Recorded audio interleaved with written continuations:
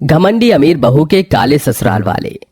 मनीषा एक बहुत ही अमीर लड़की थी। वो शहर के एक नामी ग्रामी कॉलेज में पढ़ती थी, जहां उसे एक सांवले से लड़के विनोद से प्यार हो गया था। विनोद, मैं तो तुम्हारे इस रंग और इस एटीट्यूड पर फिदा हो चुकी हूँ। मैं अपनी पूरी जिंदगी तुम्हारे साथ बिताना चाहती हूँ। मनीषा बहुत ही खूबसूरत थी और विनोद भी उसे बहुत पसंद करता था। मुझे यकीन नहीं हो रहा है मनीषा कि तुम मुझे पसंद करती हो, लेकिन मैं तुम्हारी तरह किसी अमीर परिवार से नहीं हूँ। मैं तुम्हारी सारी ख्वाहिशों को पूरा नहीं कर पाऊंगा। मुझे सिर्फ तुम्हारा साथ चाहिए। अगर मुझे तुम नहीं मिले विनोद, तो मेरी सबसे बड़ी ख्वाहिश अधूरी रह जाएगी। मैं सिर्फ तुम्हारे साथ रहना चाहती हूँ और मुझे कुछ भी नहीं चाहिए। मनीषा ने विनोद से अपने प्यार का इजहार कर दिया और फिर उन दोनों ने अपने परिवार की मंजूरी के बिना ही शादी कर ली। मनीषा और विनोद शादी करके अपने घर आए। मैं तो अपने ससुराल को देखने के लिए बेताब हो रही हूँ। अब ज्यादा बेताब मत हो और जल्दी से अंदर चलो। तुम्हारे माँ बाप मुझे अपना तो लेंगे ना?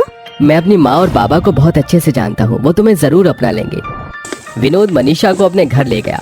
सभी मनीषा से मिलकर काफी खुश हुए, लेकिन मनीषा अपने ससुराल वालों से मिलकर जरा भी खुश नहीं थी। विनोद, मुझे मेरा कमरा भी दिखा दो।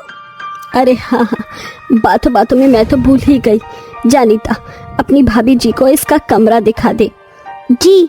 तभी मनीषा बोल पड़ी, नहीं, मैं विनोद जी के साथ ही चली जाऊंगी। मनीषा का ये बर्ताव घर वालों को थोड़ा सा अजीब सा लगा, लेकिन सभी ने उसे नजरअंदाज कर दिया। चलो मनीषा, मैं तुम्हें हमारे कमरे तक ले चलता हूँ। मनीषा को कमरे में छोड़कर विनोद बाहर चला गया। ओहो, ये कैसे ससुराल वाले मेरे पल्ले पड़ गए हैं? ये तो सारे के सारे बिल्कुल कोयले की तरह काले हैं। ओह गॉड, अगर मुझे ऐसा पता होता कि इस हीरे की शादी कोयले की खान से होने वाली है, तो मैं कभी भी यहाँ नहीं आती। विनोद के साथ कहीं बाहर ही सेटल हो जाती। यहाँ पर तो बहुत ज्यादा गर्मी भी है। मुझे कुछ करना होगा। मनीषा ने फोन मिलाया और एक एसी लगाने वाले को बुला लिया। मैडम, आपके घर में एसी लगाना है ना? नहीं, आपको? कोयल की बात भी पूरी नहीं हुई थी कि तभी वहाँ मनीषा आ गई। जी हाँ, मैंने ही बुलाया है। आइए, यहाँ आइए। पर बहू, एसी? मम्मी जी, इस घर में जितनी गर्मी है ना, ऐसी गर्मी में तो मेरा रंग भी आपकी ही तरह काला कलूटा हो जाएगा। लेकिन मैं ऐसा नहीं होने दूंगी, इसीलिए बस अपने कमरे में एसी लगवा रही हूँ। और हाँ, पैसे भी मैं अपनी ही जेब से देने वाली हूँ, तो आप चिंता मत करना। मनीषा इसी तरह से अपने पैसे का घमंड दिखाती हुई चली गई और अपने कमरे में एसी लगवा लिया। कुछ देर बाद जब कोयल उसके कमरे में आई, बहू, तेरा कमरा तो एकदम बर्फ की तरह ठंडा हो रहा है। मजा आ गया। कोयल को वहाँ इतना अच्छा लगा कि वो वहीं बेड पर ही बैठ गई। आपकी हिम्मत कैसे हुई मेरे बिस्तर को गंदा करने की? अरे पर कुछ नहीं, निकल जाइए मेरे कमरे से। ये एसी मैंने आपके जैसे काले कलूटों के लिए नहीं लगवाया है, समझिए आप। कोयल पहले ही दिन अपनी बहू के ऐसे तेवर देखकर दुखी हो गई और वो बिना कुछ बोले ही उसके कमरे से निकल आई।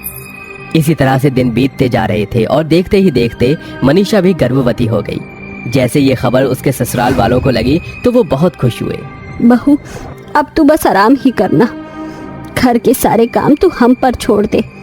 जी भाभी, आप अपना और अपनी बेबी का ध्यान रखिए, बाकी हम सब संभाल लेंगे। सभी बहुत ज्यादा खुश थे और मनीषा सभी से बहुत ज्यादा काम भी करवा रही थी, लेकिन तब भी मनीषा के मन का भेदभाव कम नहीं हुआ था। ले बहू, तू खाना खा ले। यही रख दीजिए। कोयल खाना रखकर वहीं खड़ी हो गई। अब आप यहाँ से जाइए। क्यों खड़ी हुई हैं? वैसे भी मेरी माँ कहती है कि प्रेगनेंसी के समय औरत को सुंदर और गोरे लोग ही देखने चाहिए। ऐसा करने से बच्चा भी सुंदर और गोरा ही पैदा होता है। तो बेहतर होगा कि आप मुझे अपनी बदसूरत शक्ल ना दिखाएं। मनीषा हर रोज ऐसा ही करती थी। वो अपने परिवार को हमेशा ही नीचा दिखाती थी। इसी तरह से दिन बीत रहे थे और आखिरकार देखते ही देखते वो दिन भी आ गया जब मनीषा ने एक बहुत ही सुंदर और गोरी चिट्टी लड़की को जन्म दिया। सभी बहुत ज्यादा खुश थे। ला बहू, मेरी पोती को एक बार मुझे भी सीने से लगाने दे। बिल्कुल नहीं, मैं अपनी फूल सी बच्ची को आप जैसे काले कलूटों के हाथों में नहीं दूंगी। ऐसा मत बोल बहू, अपनी पोती को गोद में लेने के लिए इस माँ का कलेजा भी तरस रहा है। तो तरसते रहने दीजिए, बस आप इससे दूर से निहार सकते हो। मैं आपको इसके करीब कभी भी नहीं आने दूंगी। मनीषा ने अपनी बच्ची को किसी के भी हाथों में नहीं दिया।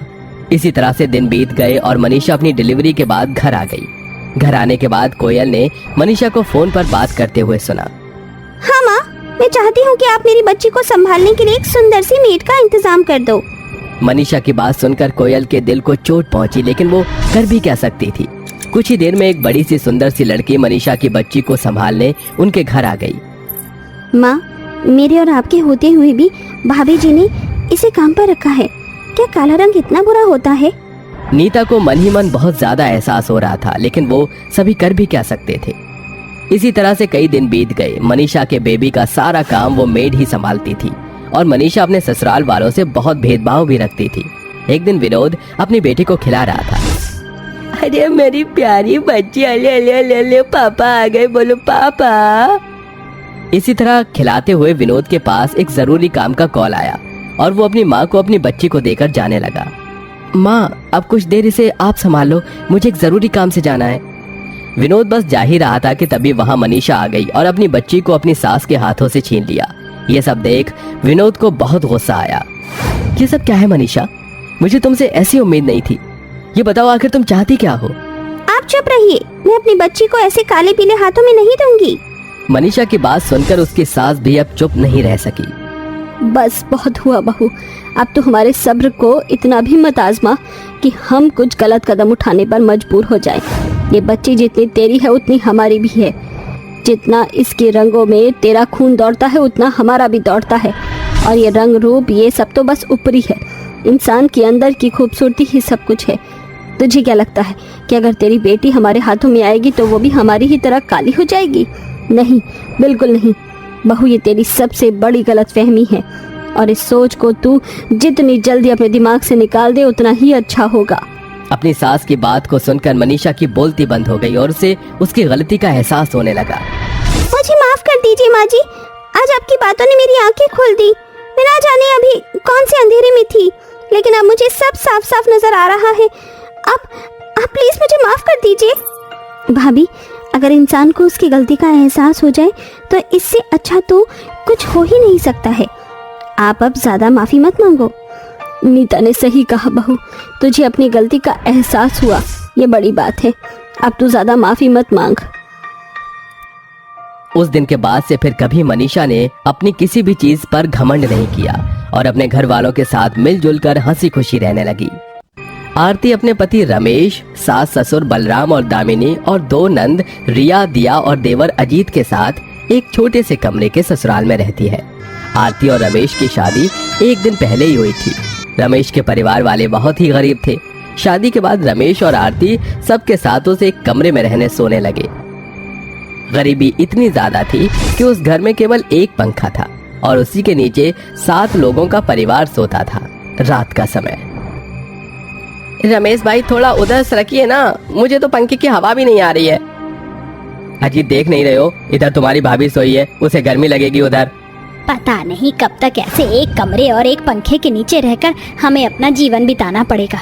इस गर्मी में तो हाल का बेहाल होने लगा है। माँ जी, आप और ससुर जी यहाँ पंखे के नीचे आ जाइए, हम दोनों उधर कोने में सो जाएंगे। अरे नहीं नहीं बहू, तुम दोनों वहीं आराम से सो जाओ। जी, आप एक और पंखा खरीद लीजिए ना। आरती, कहाँ से लाऊं पंखा? जितना पैसा मैं कमाता हूँ वो सारा घर खर्च में चला जाता है। परिस्थिति इतनी खराब थी कि एक कमरा तो चलो ठीक है, पर उसमें पंखा भी केवल एक ही था। अब इतने गर्मी भरे माहौल में एक कमरे में एक पंखे के नीचे 7 लोगों के लिए सोना बहुत मुश्किल हो रहा था। पर गरीबी के चलते ये तकलीफ भी बर्दाश्त करनी पड़ रही थी। जैसे तैसे रात बीत जाती है। अगले दिन आरती मार्केट से अपने घर आती है, तभी उसे अपने ससुराल के पड़ोस के घर की बहू कविता मिलती है। दोनों में काफी बातचीत होती है। आरती बहन, मेरे ससुराल वाले और मायके वाले दोनों ही बहुत बीमार हैं। मेरे ससुराल में मेरी सास के कमरे में एसी है, मेरी नंद के कमरे में एसी है, बस मेरे कमरे में एसी नहीं है। ऐसा क्यों? जब ससुराल वाले इतने अमीर हैं तो आपके कमरे में एसी क्यों नहीं लगाए? क्या बताऊं कविता बहन, मेरे पति कमलेश कहते हैं कि उनकी माँ का कहना है कि बहू बेटी को हर बात का ऐशो आराम मिलने लगे ना तो वो आलसी हो जाती हैं और सर पर बैठ जाती हैं। अरे ये क्या बात हुई भला? बहू तो घर की शान होती है, घरेलू काम करने में, सेवा करवाने में, बहू और ऐशो आराम में नहीं। नहीं नहीं, ये तो गलत बात है। मेरे ससुराल वाले ही ले लो, गरीब जरूर हैं, एक ही कमरा है और उसमें पंखा भी एक ही है और सोने वाले 7 लोग हैं, पर मेरे ससुराल वाले मुझे इतना प्यार करते हैं कि मुझे अपने घर की बहू नहीं बल्कि बेटी मानते हैं। क्या करें आरती बहन, हर किसी का भाग्य एक समान नहीं होता ना। वैसे आप और रमेश भाई एक साथ सबके साथ सोते हैं, थोड़ा अजीब नहीं लगता आपको? अजीब तो लगता है, पर परिस्थिति ही ऐसी है तो क्या कर सकते हैं। पर मुझे इस बात का कोई दुख नहीं है, क्योंकि मेरे ससुराल वाले मुझे अपना मानते हैं और यही मेरे लिए बहुत है। दोनों बातें करते करते अपने अपने घर चले जाते हैं। आरती के घर के बाहर उसकी दोनों नंद दिया खड़ी थी। भाभी आप आ गए सब्जी लेकर, चलिए मेरे साथ खेलिए ना भाभी। पहले मैं ये सामान अंदर रख दूं? भाभी लाइए, मैं ये सामान अंदर रख देती हूँ और आपके लिए ठंडा पानी भी ले आती हूँ। इतनी धूप से आप थक गए होंगे ना। दिया वो सब्जी आरती के हाथ से लेकर अंदर चली जाती है और इसके लिए एक गिलास ठंडा पानी ले आती है। नंद भाभी में ऐसा प्यार देखकर कविता की आंखें नम हो जाती हैं। तभी आरती की सास दामिनी बाहर आती है। बहू, मैं मेथी की सब्जी बना रही हूँ, तू खाएगी ना सब्जी या और कुछ बना दूँ तेरे लिए? अरे माँ जी, मैं बना लेती हूँ ना। नहीं नहीं बहू, जब से तू घर में आई है अकेले तू ही काम कर रही है, थोड़ा मौका अपनी सास को भी दे सेवा करने का। भारती बहन, सच में आप बड़ी भाग्यशाली हैं कि आपको इतना प्यार करने वाला ससुराल मिला। हर लड़की का भाग्य ऐसा नहीं होता आरती बहन। उतने में कविता की सास कोमल कविता को आवाज लगाती है। अरे ओ महारानी, क्या सारा दिन वहीं खड़ी रहोगी या घर में आकर काम कौन तेरा बाप करेगा क्या? कविता दौड़ती हुई अपने घर में चली जाती है। तभी उसकी नंद अनीता कविता से कहती है, भाभी जल्दी से मेरे लिए बाजरे की रोटी बना दो। जी अनीता बहन, अभी बना देती हूँ। बाहू, बाजरे की रोटी बाहर जाकर चूल्हे पर बना, घर में गैस पर नहीं। इतना बड़ा घर होने के बाद, हर ऐशो आराम होने के बाद भी कोमल कविता को बाहर चूल्हे पर ही खाना बनाने को कहती थी। रात का समय कविता अपने कमरे में आती है। जी कितनी गर्मी लग रही है यहाँ, आप एसी नहीं तो कम से कम एक कूलर तो लगा दो कमरे में, थोड़ा ठंडा तो लगेगा हमें। अनीता बहन, माँ जी, ससुर जी, इन सब के कमरे में एसी है, बस हमारे कमरे में नहीं है। ऐसा क्यों जी? कविता माँ ने मना किया है। तभी ये बात कोमल सुन लेती है। ओ महारानी, अब क्या मेरे बेटे को मेरे खिलाफ बहकाने में लगी है क्या तू? अमर बेटा, तू चल मेरे कमरे में सो जा, वहाँ एसी लगाए, तुझे अच्छे से नींद आएगी। कोमल अमर को अपने कमरे में लेकर चली जाती है। कविता के साथ ये रोज का था। कोमल इसी तरह कविता पर अत्याचार करती थी। अगले दिन सवेरे कविता के माता पिता कुलदीप और सुरेखा कविता के ससुराल आते। इधर आरती के गरीब माता पिता हर्ष और मानवी भी आरती के ससुराल आते हैं। दोनों बहुओं के माता पिता सवेरे से शाम तक अपने अपनी बेटियों के ससुराल में रहते हैं। रात का समय, तभी अचानक तेज तूफानी बारिश शुरू हो जाती है। माँ, पिताजी, आप दोनों आज रात यहीं रुक जाइए ना, बाहर कितनी बारिश हो रही है। कैसी बातें कर रही हो बहू? ये लोग कहाँ सोएंगे? इन्हें जाने दो, सवेरे से तो यही है ना ये, और वैसे भी इनके पास अपनी कार है, कौन सा ये बारिश में पैदल जा रही हैं? ये बात सुनकर सुरेखा और कुलदीप की आंखें नम हो जाती हैं। माँ जी, इतनी बारिश में कैसे कार चल पाएगी? कोई बात नहीं कविता, हम चले जाएंगे। दोनों इतनी बारिश में वहाँ से चले जाते हैं। ये देखकर कविता बहुत रोने लगती है कि उसकी सास ने एक रात भी उसके माता पिता को अपने घर में नहीं रुकने दिया। इधर आरती के घर में, हर्ष भाई, आज रात आप दोनों यहीं रुक जाइए, बाहर मौसम बहुत खराब है, आप कल सवेरे चले जाना। नहीं नहीं, आप लोगों को तकलीफ हो जाएगी, हम चले जाएंगे। बहन जी, आप इतनी तूफानी बारिश में जाएंगी ना तो हमें तकलीफ होगी, और वैसे भी आपके साथ बातों बातों में आज का दिन कैसे गुजर गया पता ही नहीं चला। हाँ माँ, आप दोनों रुक जाइए ना, कल चले जाना। अपनी बेटी के ससुराल वालों का ऐसा प्यार देखकर आरती के माता पिता की आंखों से आंसू निकल आते हैं और वो दोनों वहीं रुक जाते हैं। थोड़े समय बाद, हर्ष काका, आप और काकी दोनों यहाँ पंखे के नीचे सो जाइए, घर में एक ही पंखा है, हम सब उधर कोने में सो जाते हैं। अरे नहीं नहीं बेटा, आप सब यहाँ पंखे के नीचे सोइए, हम उधर कोने में सो जाते हैं। काका काकी, आप दोनों बुजुर्ग हैं, आप पंखे में सोइए। ये देखकर दोनों रोने लगते हैं और हर्ष, मानवी, दामिनी और बलराम चारों पंखों के नीचे सो जाते हैं। अगले दिन कविता अपने घर के बाहर उदास बैठी थी। तभी आरती अपने माता पिता के साथ बाहर आती है। आरती बेटिया, सच में तुम्हारे ससुराल वाले बहुत ही अच्छे हैं। कल रात इतनी तूफानी बारिश में उन्होंने हमें अपने घर से जाने नहीं दिया और खुद बिना पंखे के गर्मी में सोकर हमें पंखे में सुलाया।